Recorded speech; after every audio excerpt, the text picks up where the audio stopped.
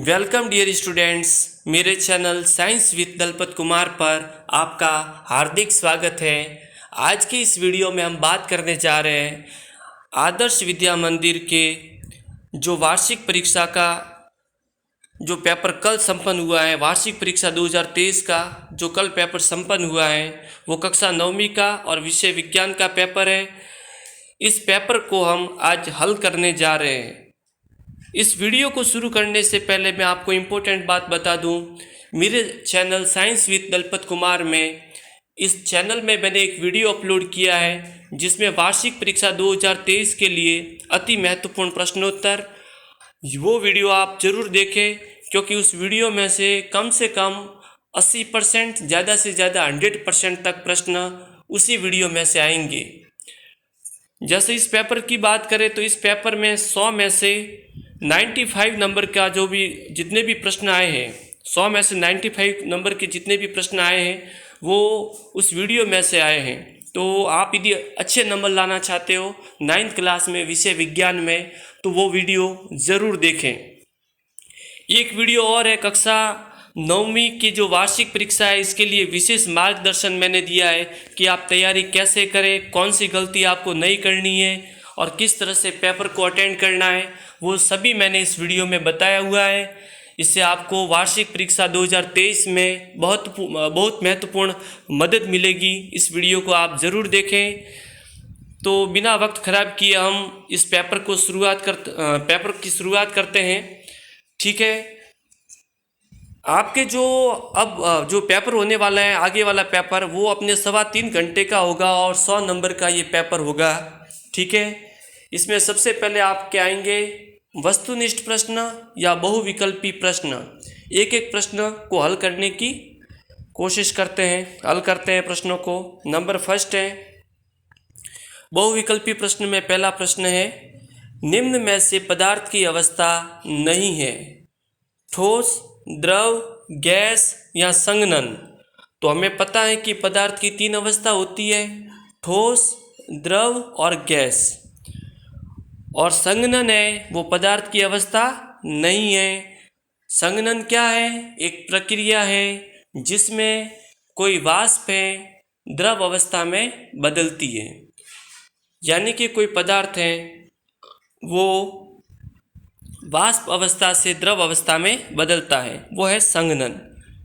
दूसरा प्रश्न, मैग्नीशियम का सही इलेक्ट्रॉनिक विन्यास निम्न में से कौन सा है? तो सबसे पहले इलेक्ट्रॉनिक विन्यास सही लिखने के लिए हमें इस बात का ध्यान रखना है कि हमें ये पता होना चाहिए कि मैग्नीशियम आवर्त सारणी में कितने नंबर पर आता है, यानी मैग्नीशियम की परमाणु संख्या कितनी है वो पता होना चाहिए। मैग्नीशियम की परमाणु संख्या होती है 12। क्या होती है? 12। मैग्नीशियम 12 पर आता है तो इसका सही इलेक्ट्रॉनिक विन्यास होगा 2,8,2। 2 और 8 कितने हो गए? 10, और 10 और 2 12। इधर भी 12 और इधर भी 12। इसका मतलब ये अपने सही इलेक्ट्रॉनिक विन्यास है। अगला प्रश्न है, कोशिका की खोज किसने की? रॉबर्ट हुक ने। सीधा आंसर है कोशिका की खोज की रॉबर्ट हुक ने। आपके परीक्षा में आ सकता है कि जीवित कोशिका की खोज किसने की, तो लिखना है लीवेनहॉक ने। केंद्र की खोज किसने की, तो लिखना है रॉबर्ट ब्राउन ने। ठीक है, आगे बढ़ते हैं। चौथा प्रश्न, रक्त के तरल आधात्री भाग को कहते हैं, क्या कहते हैं? प्लाज्मा। इसका राइट आंसर होगा प्लाज्मा।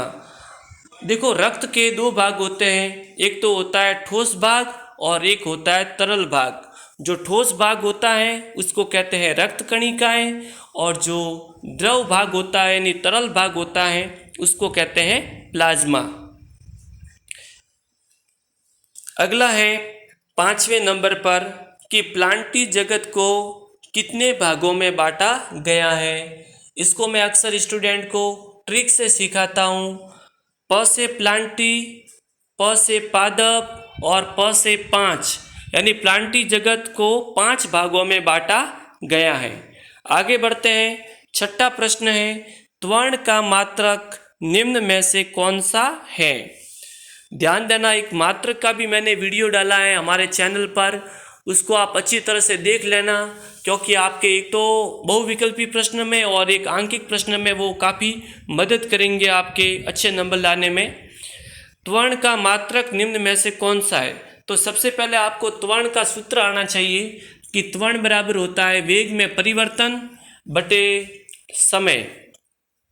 यदि वेग का मात्रक है मीटर प्रति सेकंड और समय का मात्रक होता है सेकंड, यानी मीटर प्रति सेकंड में सेकंड का भाग जाता है, तब त्वरण का मात्रक आता है मीटर प्रति सेकंड स्क्वायर, मीटर प्रति सेकंड स्क्वायर, यानी अ ऑप्शन राइट है। 7वां प्रश्न है बल का मात्रक निम्न में से कौन सा है?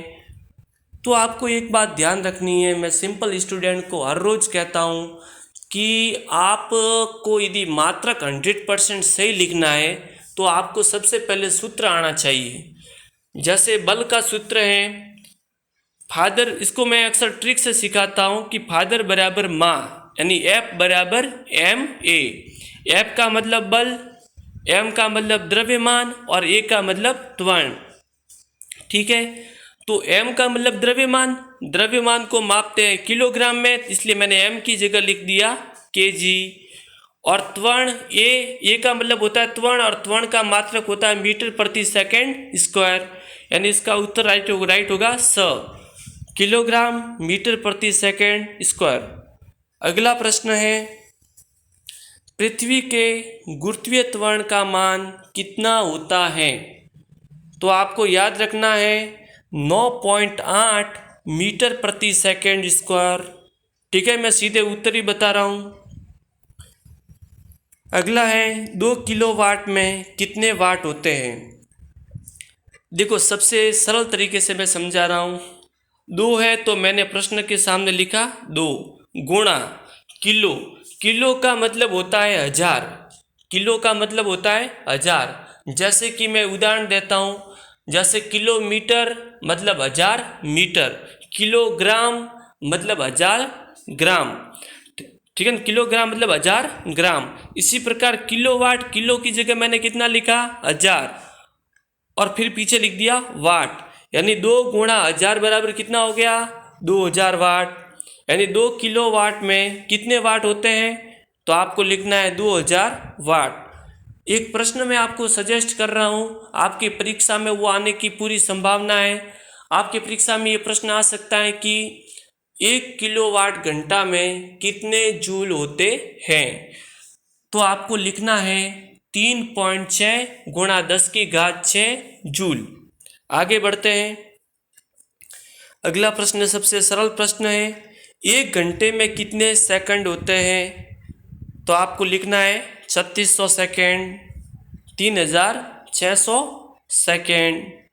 ध्यान देना, इस प्रश्न को बड़े ध्यान से पढ़ना था, सरल प्रश्न था कि 1 घंटे में कितने सेकंड होते हैं। यदि पूछा होता 1 घंटे में कितनी मिनट होती है तो पहला ऑप्शन राइट हो जाता 60, लेकिन पूछा क्या है 1 घंटे में कितने सेकंड होते हैं, तो आपको लिखना है 3600। अगला प्रश्न है निम्न में से कौन सा सूत्र स्थितिज ऊर्जा का है? तो स्थितिज ऊर्जा को हम इस ईपी से प्रदर्शित करते हैं और स्थितिज ऊर्जा का सूत्र होता है mgh। ऑप्शंस राइट हैं। अगला प्रश्न है ओजोन का या ओजोन गैस का अणु सूत्र है। हम सबको पता है ओजोन गैस का अणु सूत्र होता है O3। ठीक है, ये हो गए बहुविकल्पी प्रश्न। अब आगे बढ़ते हैं। आगे प्रश्न है रिक्त स्थान वाले। दूसरा प्रश्न है रिक्त स्थान की पूर्ति कीजिए। पहला रिक्त स्थान है कि 2 विभिन्न पदार्थों के कणों का स्वतः मिलना ही विसरण कहलाता है, यानी 2 विभिन्न पदार्थों के कण आपस में अपने आप मिल जाते हैं, इसको क्या कहते हैं? विसरण। दूसरा प्रश्न है कोशिका द्रव्य तथा केंद्रक दोनों मिलकर या दोनों को मिलाकर क्या कहते हैं? जीव द्रव्य कहते हैं। कोशिका द्रव्य तथा केंद्रक दोनों को मिलाकर क्या कहते हैं? जीव द्रव्य। तीसरा प्रश्न है रक्त एक प्रकार का संयोजी उत्तक है। कैसा उत्तक है? संयोजी। चौथा है जंतु जगत का सबसे बड़ा संघ है। कौन सा संघ जंतु जगत का सबसे बड़ा है संघ है? वो है आर्थ्रोपोडा। पांचवें नंबर पर है एकल आवृत्ति की ध्वनि को टोन कहते हैं। ठीक है, एकल आवृत्ति की ध्वनि को क्या कहते हैं? टोन। जब आवृत्ति अनेक होती है तब उसको कहेंगे स्वर, लेकिन यहाँ पर क्या पूछा है? एकल आवृत्ति की ध्वनि को कहते हैं टोन। और लास्ट रिक्त स्थान है हमारे वायुमंडल का 78% भाग नाइट्रोजन गैस है। यानी हमारे वायुमंडल में टोटल 100% गैस है, उसमें से 78% गैस है नाइट्रोजन, 21% गैस है ऑक्सीजन, 0.03% गैस है वो है आपके कार्बन डाइऑक्साइड गैस। ये हो गए रिक्त स्थान वाले प्रश्न। आगे बढ़ते हैं अति लघुत्रात्मक प्रश्न। देखो ये पेपर मैं आपको इसलिए हल करवा रहा हूँ क्योंकि इसमें से ज़्यादा सवाल आपके जो होने वाली वार्षिक परीक्षा है उसमें आने की पूरी संभावना है, इसलिए वीडियो को ध्यान से देखें और एक एक प्रश्न को अच्छी तरह से याद करें। अति लघुत्रात्मक प्रश्न नंबर फर्स्ट, इलेक्ट्रॉन की खोज किसने की थी? तो आपको लिखना है जे टॉमसन। दूसरा प्रश्न, पादप जगत का उभयचर किसे कहते हैं? उत्तर है ब्रायोफाइटा। तीसरे नंबर पर है स्तनपायी वर्ग के जीवों का हृदय कितने कक्षीय होता है? 4 कक्षीय। यानी स्तनपायी प्राणी है उनके हृदय के अंदर 4 कक्ष पाए जाते हैं, 2 आलिंद और 2 नीलय। चौथे नंबर पर है त्वरण किसे कहते हैं? तो इसकी बिल्कुल सिंपल परिभाषा है किसी वस्तु के वेग में परिवर्तन की दर को त्वरण कहते हैं। पांचवा प्रश्न है गति का प्रथम नियम लिखिए। गति का प्रथम नियम है जिसे कहते हैं जड़त्व का नियम, और जड़त्व का नियम है बिल्कुल सरल है। आपको क्या लिखना है कि गति का जो प्रथम नियम है वो न्यूटन ने दिया और उसको कहते हैं जड़त्व का नियम। जड़त्व के नियम के अनुसार क्या होता है कि जब कोई वस्तु स्थिर अवस्था में है तो वो स्थिर अवस्था में रहेगी, और वो गतिशील अवस्था में है तो वो गतिशील अवस्था में रहेगी जब तक उस पर कोई बाहरी बल नहीं लगे। यह है गति का प्रथम नियम। अगला है प्रश्न, एक वस्तु का द्रव्यमान 10 किलोग्राम है, पृथ्वी पर इसका भार कितना होगा? तो ध्यान देना भार का जो सूत्र है वो है, इसको मैं ट्रिक से याद करवाता हूँ। भार का सूत्र है वाइफ बराबर मम्मी जी। यानी एक पति के लिए वाइफ और मम्मी जी दोनों क्या होती है? बराबर। यानी वाइफ बराबर मम्मी जी, W बराबर M जी। ठीक है, अब ध्यान देना इस प्रश्न को हल आपको इस प्रकार करना है। सबसे पहले लिखना है हल, फिर लिखना है दिया गया है। क्या दिया गया है? वस्तु का द्रव्यमान स्मॉल m बराबर 10 किलोग्राम, और ज्ञात क्या करना है? भार ज्ञात करना है, भार यानी W ज्ञात करना है। तो भार बराबर होता है W बराबर mg। m की जगह मैंने लिखा 10, और पृथ्वी पर देखो g का मतलब पृथ्वी पर गुरुत्वीय त्वरण का मान है वो फिक्स है 9.8 मीटर प्रति सेकेंड स्क्वायर। 10 और 9.8 का गुणा हुआ तो W का मान आ गया 98 न्यूटन। ठीक है, भार एक प्रकार का बल है इसलिए भार का मात्रक होता है न्यूटन। ध्यान देना, मैं आपको एक इम्पोर्टेंट बात बता रहा हूँ। एक तो बल, दूसरे नंबर पे गुरुत्वाकर्षण बल, एक है भार और एक है प्रणोद। इन चारों का मात्रक न्यूटन होता है। ठीक है, बल, गुरुत्वाकर्षण बल, प्रणोद और भार, इन चारों राशियों का मात्रक होता है वो होता है न्यूटन। याद रखना आप। अगला प्रश्न है 7वां, कार्य का सूत्र एवं मात्रक लिखिए। कार्य का सूत्र हमें पता है, कार्य बराबर होता है बल इंटू विस्थापन, और जो कार्य का मात्रक है वो होता है जूल। इसका मैं अक्सर ट्रिक से सिखाता हूँ, आपको ट्रिक याद रखना है काजू। क्या याद रखना है?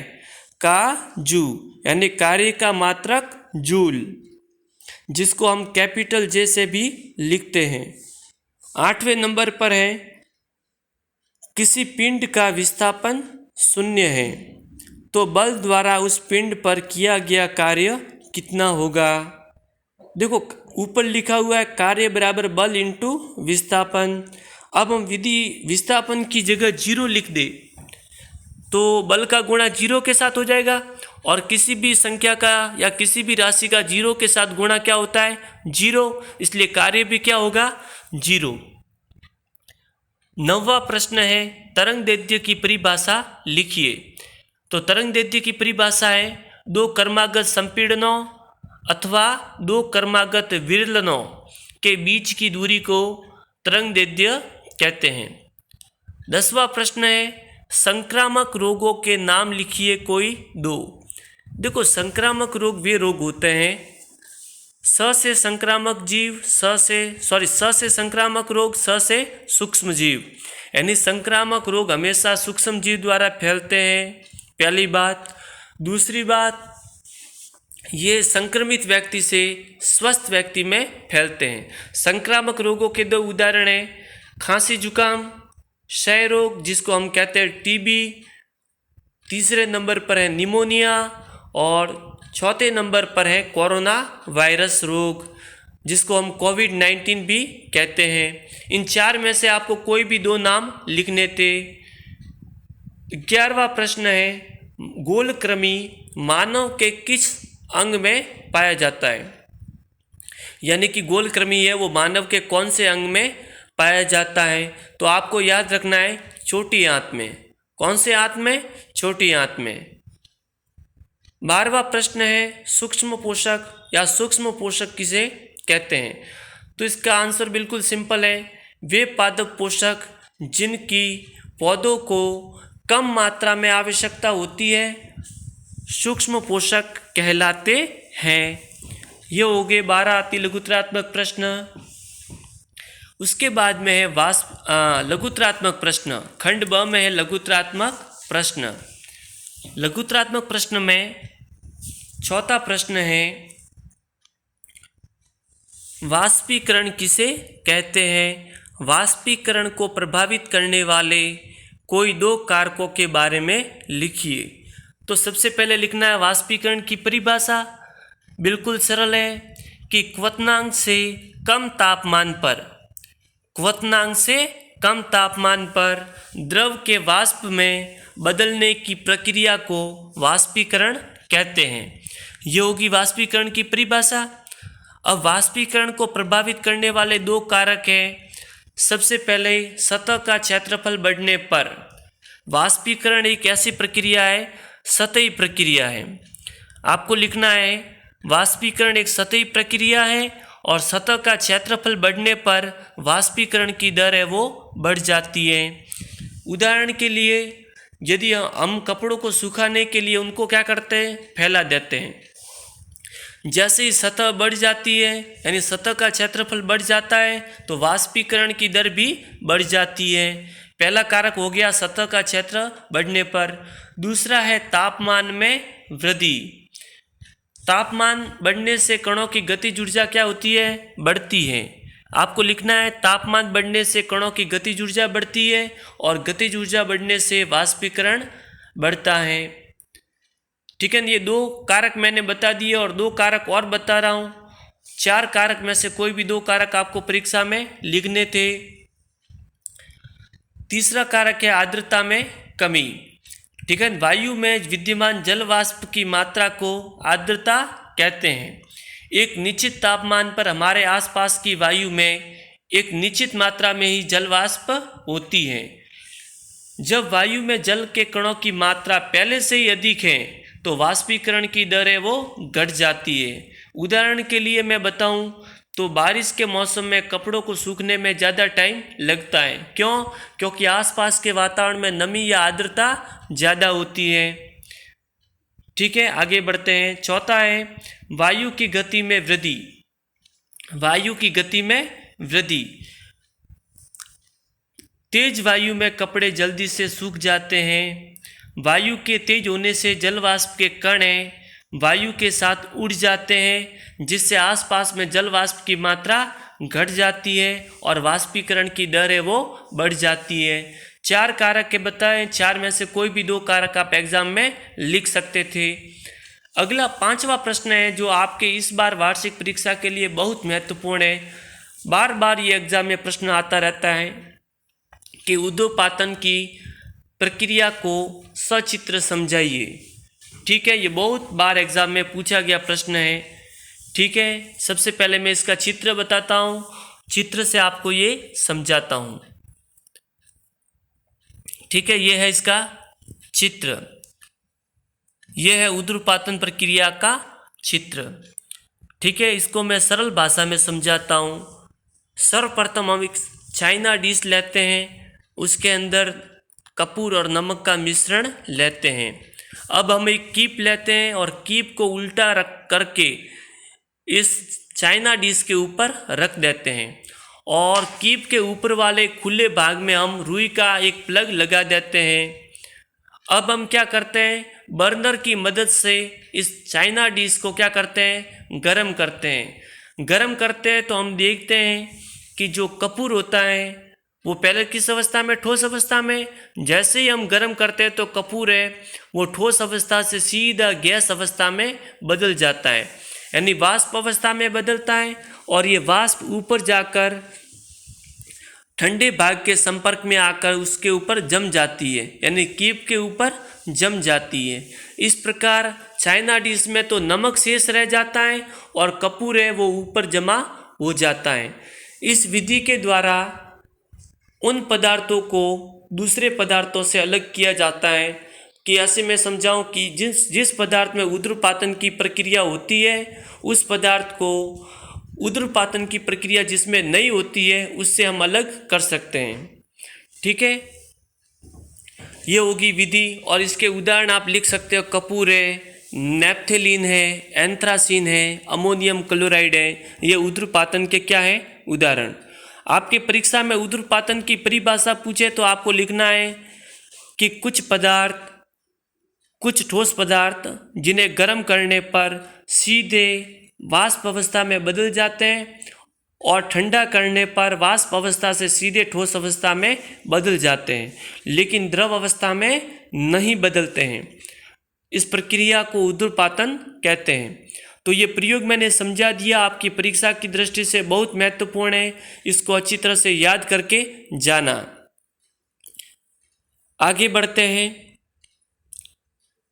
आगे वाला प्रश्न है 6वां प्रश्न, निम्न के सूत्र लिखिए। आपकी परीक्षा में सूत्र का प्रश्न 100% आएगा, अच्छी तरह से याद करके जाना। अपनी जो किताब है तीसरे पार्ट में आपके सूत्र दिए हुए हैं और सूत्र है वो आपको पूरे याद करके जाना है। तीसरे पार्ट में सूत्र हैं, 20 सूत्र हैं और 20 में से कम 4 सूत्र आपके आने की संभावना है, ज़्यादा से ज़्यादा 5 आएंगे।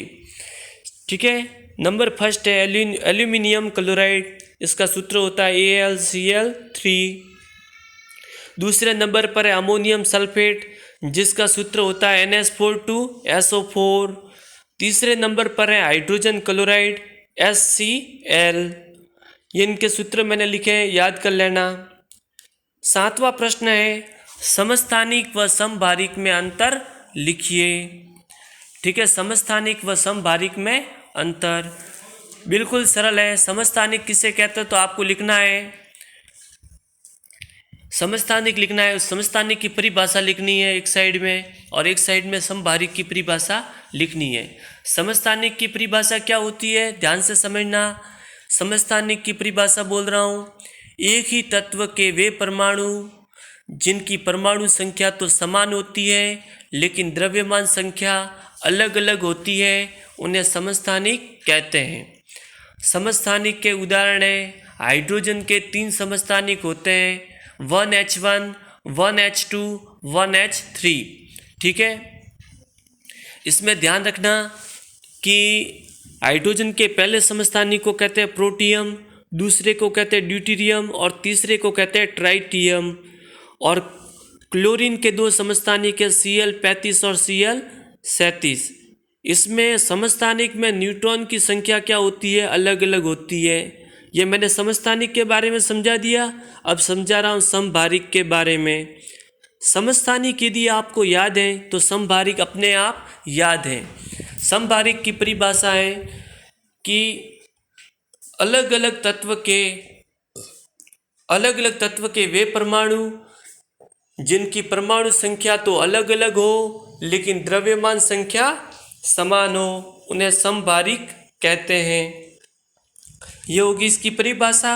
और इसका उदाहरण है आर्गन और कैल्शियम। आर्गन आता है 18 पर और कैल्शियम आता है 20 पर, यानी इसकी परमाणु संख्या है वो तो है अलग अलग, लेकिन इन दोनों की द्रव्यमान संख्या है 40। दोनों की द्रव्यमान संख्या है 40। ठीक है, तो ये हो गए इसके उदाहरण। यानी इसमें क्या होता है, परमाणु संख्या अलग अलग होती है लेकिन द्रव्यमान संख्या क्या होती है, समान। ये हो गए समस्थानिक और समभारिक में अंतर। कभी भी परीक्षा में अंतर वाला प्रश्न आए तो आपको बीच में लाइन खींचनी है और फिर आपको अंतर लिखना है। एक तरफ लिखना है समस्थानिक और एक तरफ लिखना है समभारिक। ठीक है, उसके बाद में आगे वाला प्रश्न है जो मैं आपको बताने जा रहा हूँ। वो प्रश्न है प्रोकैरियोटिक कोशिका और यूकैरियोटिक कोशिका में अंतर। ठीक है, प्रोकैरियोटिक कोशिका और यूकैरियोटिक कोशिका में अंतर आपके परीक्षा की दृष्टि से इम्पोर्टेंट प्रश्न है। आपके पादप कोशिका और जंतु कोशिका में अंतर आ सकता है, समसूत्री और अर्धसूत्री विभाजन में अंतर आ सकता है, और तीसरा अंतर है प्रोकैरियोटिक और यूकैरियोटिक कोशिका में अंतर आ सकता है। 3 में से एक अंतर आपके परीक्षा में फिक्स है। सबसे पहले मैं समझा रहा हूँ प्रोकैरियोटिक और यूकैरियोटिक कोशिका में अंतर। सबसे पहले प्रोकैरियोटिक कोशिका, एक साइड में लिखना आपको प्रोकैरियोटिक कोशिका और दूसरे साइड में लिखना है यूकैरियोटिक कोशिका। प्रोकैरियोटिक कोशिकाएं उसका आकार प्राय छोटा होता है, 1 से लेकर 10 माइक्रोमीटर, लेकिन यूकैरियोटिक कोशिका का आकार बड़ा होता है, कितना, 5 से लेकर 100 माइक्रोमीटर। प्रोकैरियोटिक कोशिका में क्रोमोसोम 1 पाया जाता है और यूकैरियोटिक कोशिका में क्रोमोसोम है वो 1 से अधिक पाया जाता है। तीसरे नंबर पर है प्रोकैरियोटिक कोशिका में झिल्ली युक्त अंगक है या झिल्ली युक्त कोशिका अंगक है वो अनुपस्थित होते हैं, और यूकैरियोटिक कोशिका में झिल्ली युक्त अंगक उपस्थित होते हैं। और लास्ट अंतर है इनमें जो केंद्रकीय क्षेत्र होता है, प्रोकैरियोटिक कोशिका में केंद्रकीय क्षेत्र होता है वो केंद्रकीय झिल्ली द्वारा घिरा हुआ नहीं होता है, लेकिन यूकैरियोटिक कोशिका में जो केंद्रकीय क्षेत्र होता है वो केंद्रक झिल्ली द्वारा घिरा हुआ होता है। 90वें नंबर पर हम बात करते हैं तंत्रिका कोशिका का सचित्र वर्णन कीजिए। ठीक है, इसका आपको देखो आपके परीक्षा की दृष्टि से बहुत इंपॉर्टेंट प्रश्न है, तंत्रिका कोशिका का सचित्र वर्णन कीजिए। बहुत इंपॉर्टेंट प्रश्न है, याद कर लेना। ठीक है, इसको मैं समझा रहा हूँ चित्र से। तंत्रिका कोशिका, ये जो आपके सामने चित्र है वो है तंत्रिका कोशिका यानी न्यूरॉन का चित्र है। ये चित्र आपके परीक्षा की दृष्टि से इम्पोर्टेंट है, और इसमें सबसे पहले आपको चित्र बनाना था और फिर क्या लिखना है कि सभी कोशिकाओं में उत्तेजनाओं के अनुकूल प्रतिक्रिया करने की क्षमता होती है। तंत्रिका उत्तक की जो कोशिकाएं होती है वो शीघ्र ही उत्तेजित होती है, यानी तंत्रिका उत्तक की जो तंत्रिका कोशिकाएं होती है वो जल्दी से उत्तेजित हो जाती है और उत्तेजना को बहुत जल्दी ही शरीर के एक भाग से दूसरे भाग तक पहुंचाती है। हमारा जो मस्तिष्क है, मेरुरज्जु है और तंत्रिका है, ये सभी तंत्रिका उत्तकों से बनी होती है। और जो तंत्रिका ऊतक की कोशिकाएं होती है उनको कहते हैं तंत्रिका कोशिका और अंग्रेजी में कहते हैं न्यूरॉन। अब न्यूरॉन के जो आपको ये संरचना दिखाई दे रही है कोशिका काय वाली संरचना, तो कोशिका काय वाली संरचना में क्या होता है, एक तो होता है केंद्रक और एक होता है कोशिका द्रव्य। और तंत्रिका कोशिका में जो आपको डेंड्रोइट्स दिख रहे हैं ये क्या होते हैं, कोशिका काय से निकलने वाले छोटे छोटे बाल के जैसी संरचनाएं होती है या शाखाएं होती है जिनको कहते हैं परवर्त और अंग्रेजी में कहते हैं डेंड्रोइट्स। और जो तंत्रिका कोशिका होती है वो 1 मीटर तक लंबी हो सकती है और बहुत सारे जो तंत्रिका रेशे होते हैं वो संयोजी ऊतक के द्वारा एक साथ मिलकर एक तंत्रिका का निर्माण करते हैं। ठीक है, आगे बढ़ते हैं। इसमें आपको ये ध्यान रखना है कि न्यूरॉन के अंदर एक लंबा प्रवर्ध पाया जाता है, जो आपको लंबी संरचना दिखाई दे रही है लंबा प्रवर्ध पाया जाता है और इस प्रवर्ध को कहते हैं एक्सॉन और हिंदी में कहते हैं तंत्रिकाक्ष। ठीक है, तंत्रिका स्पंदन में लिखना है आपको तंत्रिका रेशे से गुजरने वाली संवेदना को तंत्रिका स्पंदन कहते हैं। तंत्रिका का स्पंदन हमें इच्छा अनुसार अपनी पेशियों की गति करने में सहायता करता है। ध्यान देना अपने शरीर में एक तो तंत्रिका और ऊतक और एक पेशीय ऊतक, ये दोनों आपस में मिलकर कार्य करते हैं, इससे हम आराम से गति कर सकते हैं। ये हो गया तंत्रिका ऊतक का चित्र जिसमें केंद्रक, कोशिका काय, डेंड्रोइट्स और तंत्रिकाक्ष होते हैं। और जो मैंने बोला है वो इसके बारे में आपको लिखना था। आगे बढ़ते हैं, गति के तीनों समीकरण लिखिए। देखो गति के तीनों समीकरण, पहला समीकरण है v बराबर u प्लस ए टी, दूसरा समीकरण है s बराबर U T plus 1/2 A T square, तीसरा है v स्क्वायर बराबर u स्क्वायर प्लस 2as। ये हो गए गति के तीनों समीकरण। 11वां प्रश्न है, गति का तृतीय नियम लिखते हुए गति का तृतीय नियम को एक उदाहरण देकर समझाइए। ठीक है, गति का जो तृतीय नियम है उसको कहते हैं क्रिया प्रतिक्रिया का नियम। यह नियम क्या होता है कि प्रत्येक क्रिया की प्रतिक्रिया होती है जो परिमाण में तो समान होती है लेकिन दिशा में विपरीत होती है। इसमें क्रिया बल और प्रतिक्रिया बल सदैव जोड़ों में लगते हैं, यानी जोड़े में लगते हैं और क्रिया तथा प्रतिक्रिया दो अलग अलग वस्तुओं पर कार्य करती है। ये तो हो गया गति का तृतीय नियम। और गति के तृतीय नियम का एक एग्जाम्पल है, बंदूक से गोली चलाने पर बंदूक का पीछे की ओर प्रतिक्षेपित होना। ध्यान देना, जब बंदूक से गोली छोड़ते हैं तो बंदूक द्वारा गोली पर आगे की दिशा में क्रिया बल लगता है, तो गोली के द्वारा बंदूक पर एक समान लेकिन विपरीत दिशा में प्रतिक्रिया बल लगता है। इससे जो बंदूक होती है वो पीछे की ओर प्रतिक्षेपित हो जाती है। लेकिन यह ध्यान रखना है कि बंदूक का द्रव्यमान गोली के द्रव्यमान से बहुत अधिक होता है, इसलिए जो बंदूक का त्वरण है वो गोली के त्वरण से बहुत कम होता है। इसलिए बंदूक से गोली चलाने वाले को झटका भी कम अनुभव होता है। अगला प्रश्न है 12वां प्रश्न, निम्न की परिभाषा लिखिए। प्रणोद की परिभाषा है, सिंपल प्रश्न है ये, किसी वस्तु की सतह के लंबवत लगने वाले बल को प्रणोद कहते हैं। यह होगी प्रणोद की परिभाषा।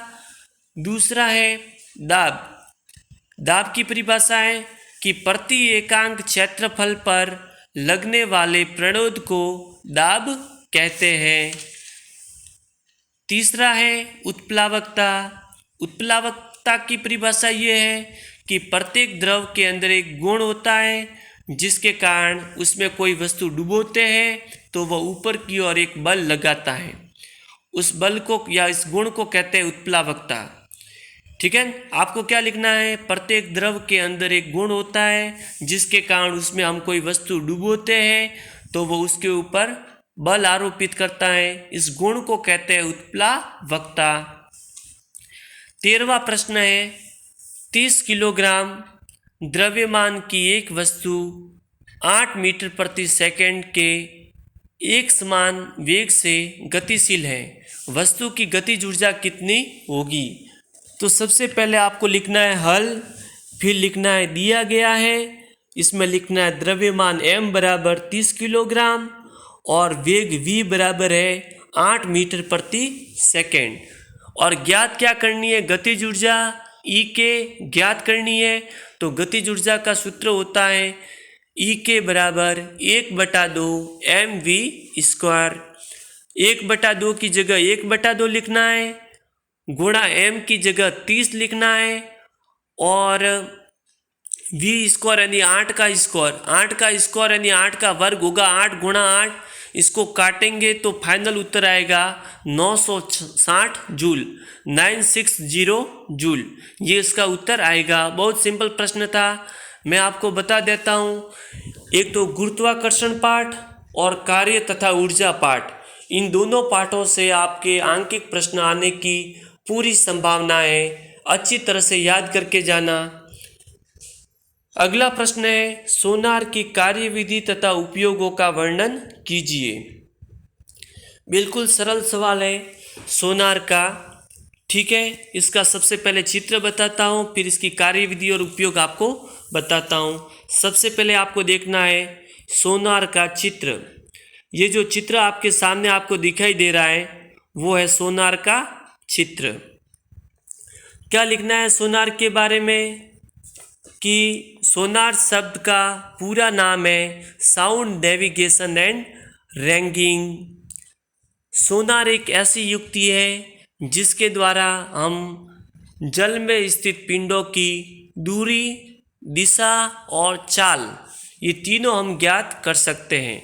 सोनार के अंदर पराध्वनि तरंगों का उपयोग किया जाता है, ठीक है। सोनार के अंदर ध्यान देना, सोनार को किसी नाव या जहाज के तले में लगाया जाता है, यानी नाव या जहाज के नीचे लगाया जाता है। सोनार के अंदर एक होता है प्रेक्षित्र और दूसरा होता है संसूचक। प्रेक्षित्र क्या काम करता है, यह पराध्वनि तरंगों को उत्पन्न करता है और समुद्र के तल में नीचे की ओर भेजता है। जब ये तरंग नीचे जाती है और टकराकर जब वापस आती है तो संसूचक इसको ग्रहण करता है और संसूचक इसको क्या करता है, विद्युत संकेतों में बदलता है और इसका चित्र मॉनिटर पर प्रदर्शित होता है, ठीक है। आगे बढ़ते हैं। इसमें आपको ये ध्यान रखना है कि हमें पता है कि पराध्वनि तरंग की ध्वनि की चाल है वो हमें पहले से ही ज्ञात है, और जो पराध्वनि तरंग जहाँ से निकल रही है और वापस संसूचक में आ रही है, यानी प्रेक्षित्र से निकल रही है और संसूचक में आ रही है, तो इसका हम समय भी नोट कर लेते हैं, यानी समय भी हमें ज्ञात हो गया और चाल भी ज्ञात होगी। अब ध्यान देना, आने में जैसे कि कह रहा हूँ, जहाज से समुद्र तल में आने के लिए दूरी तय करती है d और समुद्र तल से जहाज पर जाने के लिए दूरी तय करती है d। d + d बराबर क्या होता है 2d। हमें पता है चाल बराबर होता है दूरी बटा समय, तो चाल की जगह हम लिखेंगे v और दूरी की जगह लिखेंगे 2d और समय की जगह लिखेंगे t। इस विधि के द्वारा हम क्या करते हैं, हम आराम से दूरी ज्ञात कर सकते हैं। इस विधि को कहते हैं प्रतिध्वनिक परास, ठीक है। अब सोनार तकनीक का उपयोग दो जगह किया जाता है। नंबर फर्स्ट, समुद्र की गहराई को ज्ञात करने के लिए, ठीक है, समुद्र की गहराई ज्ञात करने के लिए नंबर फर्स्ट, और नंबर सेकंड है जल के अंदर स्थित चट्टानों, घाटियों, पनडुब्बियों, हिमशैल यानी प्लावी बर्फ, तैरने वाले बर्फ और डूबे हुए जहाज आदि की जानकारी प्राप्त करने के लिए। ये हो गया सोनार और सोनार के उपयोग। अगला प्रश्न है, ठीक है, ये 14 प्रश्न पूरे हो गए। आगे बढ़ते हैं।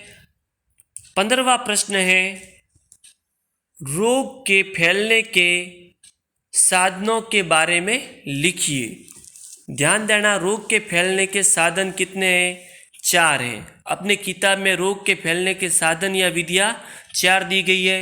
नंबर फर्स्ट है हवा के द्वारा, सेकंड पानी के द्वारा, थर्ड लैंगिक संपर्क के द्वारा और चौथा है जंतुओं के द्वारा। सबसे पहले समझते हैं हवा के द्वारा। जब कोई रोगी मनुष्य चीखता है अथवा खांसी करता है तो उस समय छोटे छोटे बूंदक हैं वो बाहर निकल जाते हैं। जब उसके नज़दीक कोई स्वस्थ व्यक्ति हो तो ये जब वो श्वास लेगा तो ये बूंदक उसके शरीर में प्रवेश कर जाएंगे। इस प्रकार जो सूक्ष्म जीव है एक संक्रामक व्यक्ति से स्वस्थ व्यक्ति में फैल जाएंगे। ठीक है, उदाहरण के लिए हम खांसी जुकाम से पीड़ित व्यक्ति के पास में बैठते हैं तो हमें भी खांसी जुकाम हो जाता है। और जहाँ पर ये हवा वाले रोग सबसे ज़्यादा फैलते हैं, कहाँ पर फैलते हैं? जहाँ पर भीड़ ज़्यादा होती है वहाँ पर हवा द्वारा फैलने वाले रोग ज़्यादा होते हैं। और हवा द्वारा फैलने वाले जो रोग है उसके उदाहरण आपको याद रखने हैं। ठीक है, खांसी जुकाम, निमोनिया, क्षय रोग, ये हवा के द्वारा फैलते हैं। दूसरा है जल के द्वारा। जल के द्वारा में आपको लिखना है, जब हैजा जैसे संक्रामक रोग से ग्रसित व्यक्ति के अपशिष्ट पेयजल के अंदर मिल जाते हैं और जाने अनजाने उसको कोई स्वस्थ व्यक्ति पीता है तो ये रोगाणु स्वस्थ व्यक्ति के शरीर में चले जाते हैं। और जल के द्वारा जो संक्रामक रोग फैलते हैं उसके पीछे सबसे बड़ा कारण है अशुद्ध पेयजल का पीना या साफ पेयजल उपलब्ध नहीं होना। ठीक है, और जल के द्वारा फैलने वाले रोग है, आप याद रखना, एक तो है हैजा और दूसरा है टाइफाइड। ठीक है, टाइफाइड रोग के बारे में मैं अक्सर स्टूडेंट को कहता हूँ कि जो बाहर के नाश्ते करते हैं उनमें टाइफाइड रोग ज़्यादा फैलता है। तीसरे नंबर पर है लैंगिक क्रियाओं द्वारा। ध्यान देना, जब दो लोग लैंगिक क्रियाओं द्वारा शारीरिक रूप से एक दूसरे के संपर्क में आते हैं तो ये रोग ज़्यादा फैलते हैं। इसका उदाहरण है एड्स और सिफिलिस। लैंगिक संसारी रोग हैं वो ध्यान रखना इसके बारे में मेन बात कि लैंगिक संसारी रोग हैं वो हाथ मिलाने से, गले मिलने से, खेल कूद करने से या सामाजिक रूप से एक दूसरे के संपर्क में आने से नहीं फैलते हैं। जैसे एड्स रोग है, एड्स रोग के बारे में आपके पिछली बार परीक्षा में प्रश्न आया था, एड्स रोग का पूरा नाम लिखिए तो आपको लिखना है एक्वायर्ड इम्यूनो डेफिशिएंसी सिंड्रोम, ये याद रखना। ठीक है, एड्स रोग है उसको ये मुख्य रूप से फैलता है लैंगिक संपर्क के द्वारा, यानी एक ऐसा रोग, ऐसा व्यक्ति जिसको एड्स रोग है, एड्स रोग से जो संक्रमित है, यदि वो स्वस्थ व्यक्ति के संपर्क में आता है लैंगिक संपर्क के द्वारा तो ये रोग फैलता है। और लैंगिक संपर्क के अलावा इसके निम्नलिखित कारण है, मैं आपको बता रहा हूँ। नंबर फर्स्ट है, यदि ऐसा व्यक्ति जिसको कोई एड्स रोग है और उसका खून है वो स्वस्थ व्यक्ति को चढ़ाते हैं तो एड्स रोग फैल सकता है। दूसरा कारण है गर्भावस्था में रोगी माता से ये रोग शिशु में फैल सकता है। तीसरे नंबर पर रोगी माता द्वारा शिशु को स्तनपान कराते समय यह रोग फैल सकता है। चौथा लास्ट है जंतुओं के द्वारा। कुछ जंतु क्या होते हैं जो रोगाणुओं को रोगी से लेकर अन्य स्वस्थ व्यक्तियों तक पहुंचा देते हैं और ये मध्यस्थ का काम करते हैं, इसलिए इनको कहते हैं रोग वाहक। और रोग वाहक का अच्छा उदाहरण है मच्छर। ठीक है, और मच्छर की अनेक जातियाँ क्या करती है, परिपक्व अंडे उत्पन्न करती है और परिपक्व अंडे उत्पन्न करने के लिए पोषण की आवश्यकता होती है और इस पोषण को पूरा करने के लिए यह मनुष्य या अन्य संतापी प्राणियों के खून पर निर्भर करता है। ठीक है, ये हो गया इस प्रश्न का उत्तर। 16वां प्रश्न है, निम्न पर टिप्पणी लिखिए, ग्रीन हाउस प्रभाव और ओजोन परत। ठीक है, ये सवाल आपकी भी परीक्षा के लिए बहुत महत्वपूर्ण है, इसको अच्छी तरह से आप याद करके जाना, बहुत इम्पोर्टेंट है। ग्रीन हाउस प्रभाव ठीक है, ग्रीन हाउस प्रभाव। इसमें आपको क्या लिखना है कि उष्णकटिबंधीय पौधे, जैसे कि आपको लिखना है कि ठंडे प्रदेश में पौधों को उगाने के लिए, ठीक है, ठंडे प्रदेश में उष्णकटिबंधीय पौधों को उगाने के लिए कांच के घर बनाए जाते हैं। ठीक है, कांच के घर के अंदर सूर्य का प्रकाश आसानी से आ जाता है, लेकिन ये बाहर नहीं जा पाता है, इसलिए कांच का घर है वो गर्म हो जाता है और इसमें पेड़ पौधे अच्छी तरह से वृद्धि कर सकते हैं, और इस प्रकार के घर को कहते हैं ग्रीन हाउस। ठीक है, और हमारे वायुमंडल, पृथ्वी के वायुमंडल की प्रक्रिया में भी ग्रीन हाउस होता है। इसमें क्या होता है कि वायुमंडल की गैसें होती है, वो सूर्य के प्रकाश को आने तो देती है, यानी सूर्य की ऊष्मा को आने तो देती है, लेकिन उसको वापस पृथ्वी से बाहर जाने से, यानी पृथ्वी के वायुमंडल से बाहर जाने से रोकती है। इस प्रभाव को कहते हैं ग्रीन हाउस प्रभाव। ठीक है, ग्रीन हाउस प्रभाव ग्रीन हाउस गैसों के कारण होता है, और मुख्य ग्रीन हाउस गैस है वो है CO2, कार्बन डाइऑक्साइड। आपके परीक्षा में अलग से प्रश्न आ सकता है कि मुख्य ग्रीन हाउस गैस का नाम लिखिए, तो आपको लिखना है कार्बन डाइऑक्साइड CO2। अब ध्यान देना, वातावरण में प्रदूषण बढ़ रहा है और प्रदूषण के कारण कार्बन डाइऑक्साइड की मात्रा है वो बढ़ रही है, और मात्रा बढ़ रही है, इससे क्या हो रहा है, ग्रीन हाउस प्रभाव हो रहा है। ठीक है, और इससे वैश्विक उष्णन जैसी समस्या पैदा हो रही है, वैश्विक उष्मीकरण की समस्या इससे पैदा हो रही है। दूसरा है ओजोन परत। ओजोन परत के बारे में बिल्कुल सिंपल आपको लिखना था। क्या लिखना था कि हमारे पृथ्वी पर जो ऑक्सीजन गैस पाई जाती है वो 2 परमाणुओं से मिलकर बनी होती है। यह गैस जीवन के लिए आवश्यक है और इस गैस का सूत्र होता है O2। ठीक है, दूसरे नंबर पर ओजोन गैस, ओजोन गैस जिसका सूत्र होता है O3, और ओजोन गैस है, ठीक है, ध्यान देना, ओजोन गैस है समताप मंडल में पाई जाती है और इसका सूत्र होता है O3, और ये गैस बहुत विषैली होती है, लेकिन ये पृथ्वी की सतह पर या पृथ्वी के वायुमंडल में नहीं पाई जाती है। ठीक है, आगे बढ़ते हैं। ठीक है, इसमें ओजोन परत में आपको और लिखना था कि ओजोन परत सूर्य से आने वाली हानिकारक पराबैंगनी विकिरणों से हमारी सुरक्षा करती है। इससे पृथ्वी पर कई जीव रूप है उनकी सुरक्षा होती है। यदि मान लेते ये हानिकारक पराबैंगनी किरणें पृथ्वी पर आ जाए तो पृथ्वी पर स्किन कैंसर और DNA में परिवर्तन जैसी समस्याएं हो सकती हैं। लेकिन अब हाल में ही ओजोन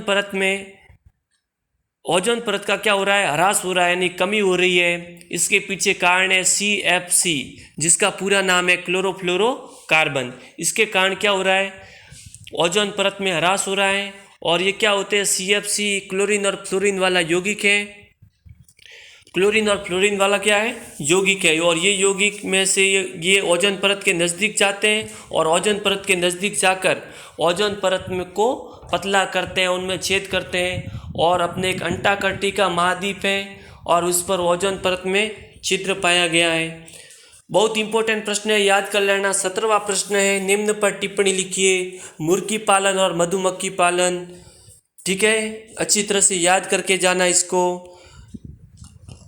आपकी जो वार्षिक परीक्षा होने वाली है इसमें मधुमक्खी पालन आपके वेरी वेरी इंपॉर्टेंट है, अच्छी तरह से याद करके जाना। 18वां प्रश्न है खंड स में कि 1500 वाट की एक विद्युत मोटर प्रतिदिन 8 घंटे उपयोग किया जाता है, तो विद्युत मोटर द्वारा 45 दिन में खर्च की गई ऊर्जा की गणना यूनिटों में कीजिए। सबसे पहले न्यूमेरिकल प्रश्न आते हैं, तो आपको लिखना है हल, फिर लिखना है दिया गया है। क्या दिया गया है, शक्ति P बराबर 1500 वाट, समय T बराबर 8 घंटे, और विद्युत मोटर कितने दिन यूज़ की जाती है, 45 दिन, और ज्ञात क्या करनी है, विद्युत ऊर्जा, और विद्युत ऊर्जा का मात्रक यूनिट होता है, कोई टेंशन जैसी बात नहीं। तो सबसे पहले आपको लिखना है 1500 गुणा 8 गुणा 45 बटे 1000, तो इसका राइट उत्तर आएगा 540 यूनिट। फसल उत्पादन 19वां प्रश्न है, फसल उत्पादन प्रबंध को समझाइए। इसमें आपको क्या लिखना था, ध्यान से समझना। फसल उत्पादन प्रबंध, इसमें आपको लिखना था पोषक तत्व के बारे में, सूक्ष्म पोषक और ठीक है, सूक्ष्म पोषक के बारे में आपको लिखना था, और वृहद पोषक के बारे में लिखना था, खाद और उर्वरक और सिंचाई के बारे में आपको लिखना था। ठीक है, ये फसल उत्पादन प्रबंधन वाला सवाल है। ठीक है, आगे बढ़ते हैं। इसमें आप चाहते तो इसमें चाहे तो ये भी लिख सकते हैं, फसल पैटर्न भी आप लिख सकते थे। बड़ा प्रश्न था ये, अच्छी तरह से पढ़कर जाना। और इस बार फसल उत्पादन प्रबंधन में, फसल सुरक्षा प्रबंधन में आपके खरपतवार वाला प्रश्न आ सकता है। ठीक है, खाद और उर्वरक में अंतर है, ये भी प्रश्न आपके इम्पोर्टेंट है। 20वां प्रश्न है, बोर का प्रमाणिक मॉडल को सचित्र समझाइए, अथवा रदरफोर्ड का परमाणु मॉडल को सचित्र समझाइए। मैं आपको हमेशा ये कह रहा हूँ कि चौथा पार्ट है, इसमें 3 मॉडल हैं, थॉमसन का परमाणु मॉडल, बोर का परमाणु मॉडल और रदरफोर्ड का परमाणु मॉडल। इन 3 मॉडल में से आपके एक मॉडल परीक्षा में 100% पक्का आएगा, आप अच्छी तरह से याद करके जाना। ठीक है, 21वां प्रश्न है, गुरुत्वाकर्षण का सार्वत्रिक नियम लिखते हुए गुरुत्वाकर्षण के सार्वत्रिक नियम का महत्व लिखिए। तो गुरुत्वाकर्षण का सार्वत्रिक नियम बिल्कुल सिंपल है। क्या लिखना है आपको कि 2 पिंडों के बीच में लगने वाला गुरुत्वाकर्षण बल 2 पिंडों के द्रव्यमान के गुणनफल के समानुपाती तथा उनके बीच की दूरी के वर्ग के व्युत्क्रमानुपाती होता है। ये हो गया गुरुत्वाकर्षण का सार्वत्रिक नियम, और इसका सूत्र होता है, वो आपको याद रखना है। सूत्र होता है इसका F बराबर Gmm/d²। मैं अक्सर स्टूडेंट को कहता हूँ, ट्रिक से सिखाता हूँ, फादर बराबर गुड मॉर्निंग मॉम अपॉन डैड², यानी F बराबर Gmm यानी capital M small m upon small d²। और गुरुत्वाकर्षण के सार्वत्रिक नियम के 4 महत्व हैं। इससे हमें निम्नलिखित बातों की जानकारी मिलती है। नंबर फर्स्ट, हमें पृथ्वी से बांधे रखने वाला बल। दूसरा, पृथ्वी के चारों ओर चंद्रमा की गति। तीसरा है सूर्य के चारों ओर ग्रहों की गति। और चौथा है चंद्रमा और सूर्य के कारण ज्वार भाटा। इसके अथवा में जो प्रश्न आया था 5 नंबर का, लेकिन सबसे सरल प्रश्न था, बहुत कम लिखना था इसमें और सबसे ज़्यादा नंबर मिलते। एक वस्तु का भार पृथ्वी की सतह पर मापने पर 20 न्यूटन आता है, इसका भार चंद्रमा की सतह पर मापने पर कितना होगा। सरल है, कोई भी आंकिक प्रश्न आए सबसे पहले लिखना है हल, फिर लिखना है दिया गया है। क्या दिया गया है, पृथ्वी की सतह पर भार W बराबर दिया गया है आपके 20 न्यूटन। और क्या ज्ञात करना है, चंद्रमा की सतह पर भार यानी WM आपको WM ज्ञात करना है। तो चंद्रमा की सतह पर भार ज्ञात करना है, इसका सूत्र है पृथ्वी की सतह पर भार बटे 6, यानी चंद्रमा पर भार ज्ञात करना है। तो मैं अक्सर कहता हूँ स्टूडेंट को, स से चंद्रमा, स से 6 का भाग देना है। 20 में 6 का भाग देंगे तो आएगा 3.33 न्यूटन। अगला प्रश्न है 22वां, प्रयोग द्वारा सिद्ध कीजिए कि ध्वनि के संचरण के लिए माध्यम की आवश्यकता होती है। इस प्रयोग का मैं चित्र बता रहा हूँ, अच्छी तरह से याद कर लेना। यह है इस प्रयोग का चित्र कि ध्वनि के संचरण के लिए माध्यम की आवश्यकता होती है। इस प्रयोग को मैं सिंपल वे में समझाऊं तो यह है कि सबसे पहले एक बेलजाल लेते हैं, उसके अंदर विद्युत घंटी लगाते हैं और बेलजार के नीचे एक निर्वात पंप लगाते हैं। सबसे पहले हम स्विच ऑन करते हैं। 3 कंडीशन में ये प्रयोग समझाया गया है। नंबर फर्स्ट, सबसे पहले हम स्विच ऑन करते हैं, घंटी विद्युत घंटी बजती है और हमें सुनाई देती है। अब हम क्या करते हैं, निर्वात पंप के माध्यम से वायु थोड़ी कम करते हैं। इस बार स्विच ऑन करते हैं, विद्युत घंटी बजती है लेकिन हमें इसकी आवाज़ कम सुनाई देती है। अब तीसरी कंडीशन में हम क्या करते हैं कि निर्वात पंप से इस बेलजार के अंदर की पूरी हवा को हम निकाल देते हैं। पूरी हवा को क्या करते हैं, निकाल देते हैं। और पूरी हवा को निकालेंगे, फिर हम क्या करेंगे, स्विच ऑन करेंगे, विद्युत घंटी बजेगी, लेकिन इसकी आवाज़ हमें सुनाई नहीं देगी। इसका मतलब ध्वनि के संचरण के लिए माध्यम की आवश्यकता होती है और ध्वनि निर्वात के अंदर संचरित नहीं हो सकती। आपके परीक्षा में इम्पोर्टेंट प्रश्न है कि ध्वनि का संचरण निम्नलिखित में से किसमें नहीं होता है, तो आपको लिखना है निर्वात। न से नहीं होता है, न से निर्वात, ऐसे याद रख लेना, कैसे भी करके याद करो, आपकी प्रश्न का उत्तर है वो राइट होना चाहिए। अगला प्रश्न है, मानव कर्ण की संरचना को सचित्र समझाइए। तो मानव कर्ण की संरचना है आपके सामने दी गई है, इसको अच्छी तरह से पहले चित्र बनाना है, फिर इसको क्या करना है, समझाना है। इसको अच्छी तरह से आप याद करके जाना। बहुत सरल प्रश्न है ये। आगे बढ़ते हैं, लास्ट प्रश्न है 23वां प्रश्न, प्रकृति में जलीय चक्र को आरेख चित्र द्वारा समझाइए। ठीक है, तो जलीय चक्र का चित्र मैं आपको बता रहा हूँ, ये चित्र है, ये आपको समझाना था। ठीक है, जलीय चक्र, यह आप अच्छी तरह से याद करके जाना, यह है जलीय चक्र का चित्र। उसके बाद में प्रकृति में नाइट्रोजन चक्र को आरेख चित्र द्वारा समझाइए। इस बार आपके वार्षिक परीक्षा 2023 में आपके बहुत महत्वपूर्ण प्रश्न है, ये अच्छी तरह से याद करके जाना। इसका डायग्राम मैं बता रहा हूँ, वायुमंडल में नाइट्रोजन चक्र। ठीक है, ये है इसका डायग्राम, आप इसको अच्छी तरह से याद कर लेना। इसके साथ अपना ये पेपर कंप्लीट होता है। यदि ये मेरा वीडियो आपको पसंद आया है तो इसको लाइक करें, शेयर करें, कमेंट करें, और यदि आप हमारे चैनल पर नए हो तो हमारे चैनल को सब्सक्राइब ज़रूर करें। धन्यवाद। आप 9th वाले सभी स्टूडेंट्स को मेरी तरफ से बेस्ट ऑफ लक, बहुत अच्छे नंबर लाना। ठीक है, मैंने एक बार और कह देता हूँ, मैंने जो वीडियो डाला है, एक वीडियो है मेरे चैनल पर जिसमें आपके वार्षिक परीक्षा में आने वाले महत्वपूर्ण प्रश्न लिखे हुए हैं। वो वीडियो अच्छी तरह से देख लेना। आपके परीक्षा में एक तो पूरी किताब पढ़कर जाते हो और एक ये वीडियो देख लेना। इस वीडियो में जो इम्पोर्टेंट प्रश्न दिए गए हैं उन प्रश्नों को अच्छी तरह से याद करके जाना। और उस वार्षिक परीक्षा का जैसे 100 नंबर का आपके पेपर आएगा, 100 में से कम 80 नंबर और ज़्यादा से ज़्यादा 100 नंबर के प्रश्न आपको उसी वीडियो में से मिलेंगे। अच्छी तरह से याद करके जाना। एक बार फिर से best of luck. Thank you very much.